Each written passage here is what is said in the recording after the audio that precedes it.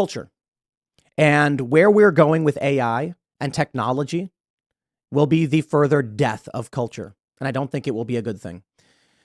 So I'm down in Tijuana getting some medical treatment from our friends over at the Cellular Performance Institute. It was amazing. I had been looking into going to the doctor. Of course, you saw I was out for a week. I have a hip problem. I should say had for the most part. And we were concerned it was a labrum tear. That's what I had said. I had spoken to a doctor, some other pro athletes, and they said your symptoms are indicative of torn cartilage. You got to get this taken care of. There's a bunch of different treatments for it.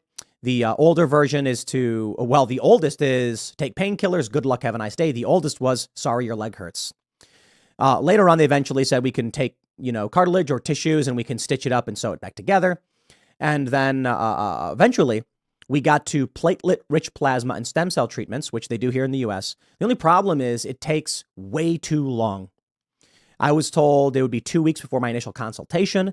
If we're going to do an MRI, it's going to be a week after that. So long story short, went down to Tijuana, where, so you may have heard of this Cellular Performance Institute from the Joe Rogan podcast, where Eddie Bravo talked about getting his shoulder fixed. And boy, did they patch me up super quick. Got everything done. It was bang, bang, bang. Day one, MRI, IV treatments, and I got good news. They were able to spare me surgery. They were able to give me some treatments, which, long story short, I think seriously, I can't believe how quickly it alleviated the problem.